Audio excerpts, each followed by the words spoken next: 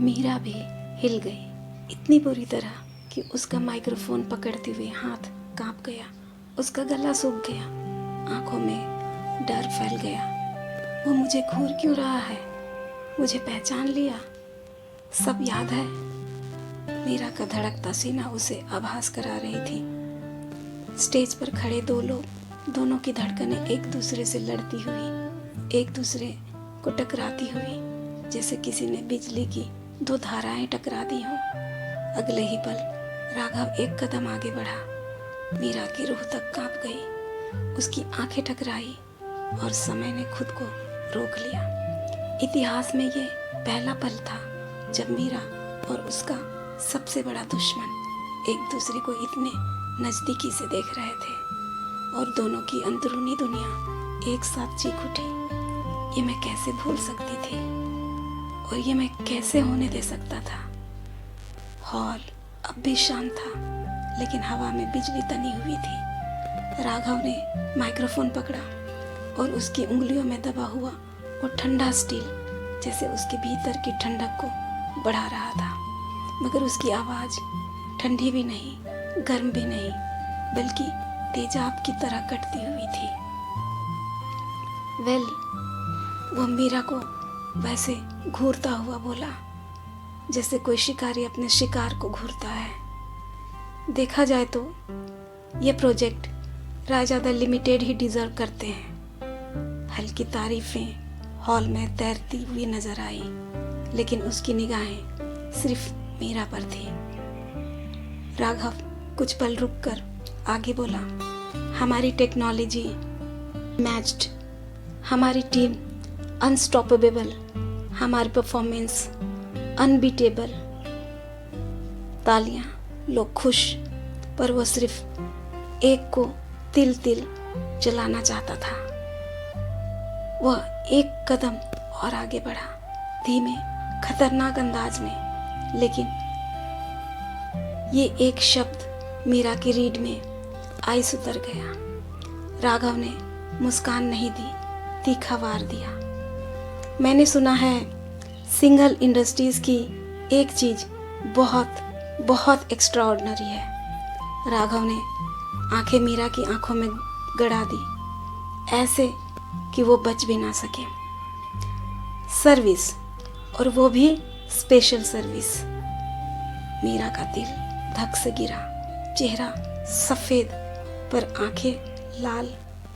भीड़ ने तालियां बजाई, उन्हें लगा शानदार तारीफ है, पर यह तारीफ नहीं थी। ये चाकू की दिशा बिल्कुल दूसरी थी। राघव ने माइक्रोफोन नीचे किया, चेहरा मीरा के एकदम करीब ले आया, आवाज नीची, तीखी और रौब से भरी। हॉनेस्टली, मैं तो इनकी सर्विसिंग का बहुत बड़ा फैन बन चुका हूँ। मीरा को ऐसा लगा जैसे उसका खून उबलते पानी की तरह फेन मारने लगा हो। राघव ने भौएं उठाई, कट्टू मुस्कान और नुकीला बनाया और बोला, नई जगह हो, अजनबी माहौल हो या फिर कोई भी हो। उसने एक जानबूझकर लंबे अंतराल के बाद मीरा की आंखों में देखते हुए कहा, ये अपना सर्विस 100% देती हैं, बेहतर, बेमिसाल। हल्की सी ओह की आवाज लोगों के बीच हुई, जैसे कोई हिडन मीनिंग समझने लगा, पर फिर सोचा नहीं, वो बिजनेस की बात कर रहा है। पर मीरा, वो समझ चुकी थी, हर लफ्ज उसे काट रहा था। उसकी आंखों में गुस्सा अब चिंगारी नहीं, सीधे जंगल की आग बन चुका था। उसके होंठ हल्के कांपे, जबड़े इतने कस गए कि गर्दन की नसें उभर आई। राघव ने पूरी तत्परता से, पूरे एटीट्यूड के साथ करारी मुस्कान फेंकते हुए कहा, और हाँ, मैं तो कायल हूँ इनकी सर्विस का, एंड अप्रिशिएट करता हूँ कि इनकी सर्विस की चर्चा दूर दूर तक गूंजे। इसलिए मैं चाहता हूँ कि ये प्रोजेक्ट सिंगल इंडस्ट्रीज को ही मिलनी चाहिए। मीरा की आंखें इस लाइन पर सचमुच चकाचौंध हो गई, जैसे अभी वही माइक्रोफोन उसके सिर पर फोड़ दे। भीड़ तालियां बजाती रही, बिना यह जाने कि इस स्टेज पर अभी अभी दो लोगों के बीच सबसे निजी, सबसे आग लगाने वाली जंग शुरू हो चुकी थी। स्टेज पर दो प्रतिद्वंदी नहीं, दो कसम खाए दुश्मन खड़े थे। राघव की नजरें इतनी सख्त थी जैसे मीरा को देखकर उसकी रगों में खून नहीं, आग दौड़ जाती हो। और मीरा उसके चेहरे का हर दिल, हर नस, हर सांस कह रही थी, रायजादा, तेरी जीत मुझे मंजूर नहीं और तेरी हार मैं खुद लिखूंगी।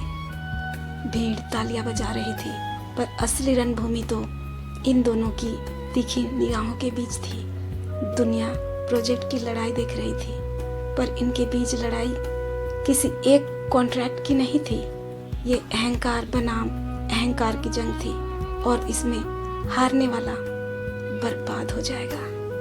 इनकी दुश्मनी क्या रंग लाएगा? जिसका चेहरा देखना मीरा सिंघल के लिए गवारा नहीं, वही निकला उसकी जिंदगी का सबसे खतरनाक सच। नमस्कार दोस्तों, आप सुन रहे हैं केसी स्टोरी फैक्ट्री की नई पेशकश अनवांटेड मीट, जिसे लिखा और आवाज़ दी है काजल चाव ने। आगे कहानी जानने के लिए सुनते रहिए अनवांटेड मीट।